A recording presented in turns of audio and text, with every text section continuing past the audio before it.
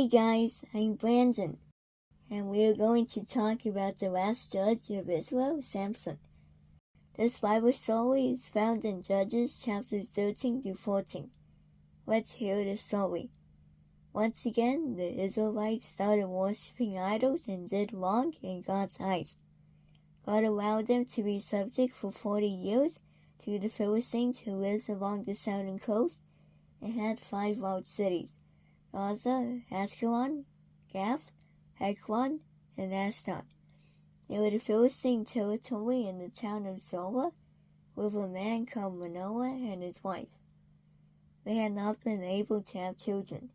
One day the angel of the Lord appeared to Manoah's wife and said, "Even though you have been unable to have children, you will soon give birth to a son.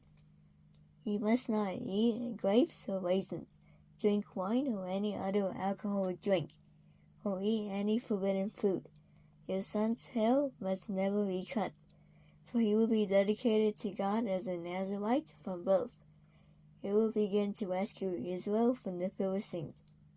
When she told her husband Manoah, he prayed, "Lord, please let the man of God come back to us again and give us more instructions about the son who is to be born." The angel of God appeared once again to his wife as she was sitting in the field, but her husband Manoah was not with her, so she went to fetch him. Manoah asked, "When the boy is born, what rule should govern his wife?" The angel repeated the instruction he had given to Manoah's wife. "What is your name?" asked Manoah. "It is too wonderful for you to understand," the angel of the Lord replied.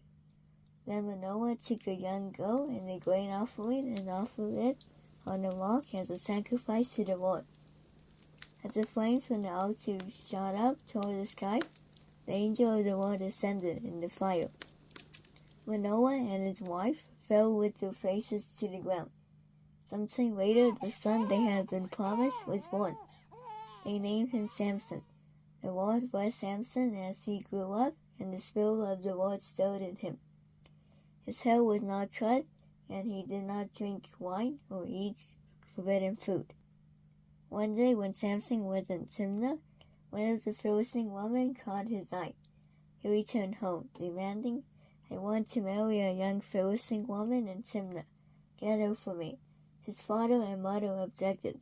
"Isn't there even one woman in our tribe or among all the Israelites you could marry?" they asked. "Why must you go to the pagan Philistines to find a wife?" Samson refused to listen to them, demanding the marriage be arranged. As Samson and his parents were going down to Timnah, a young lion suddenly attacked Samson.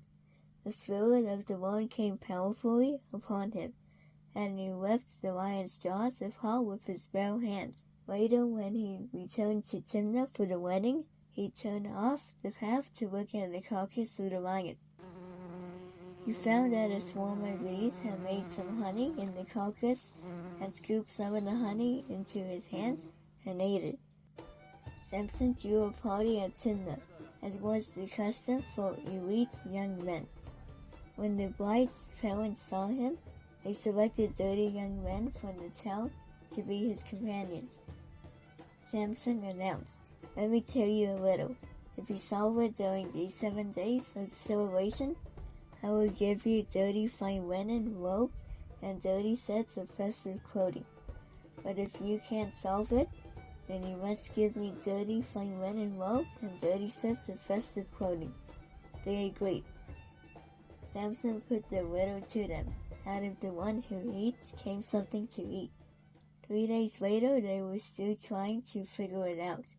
On the 4th day, they said to Samson's wife, "Entice your husband to explain the riddle for us, or we will burn down your father's house with you in it.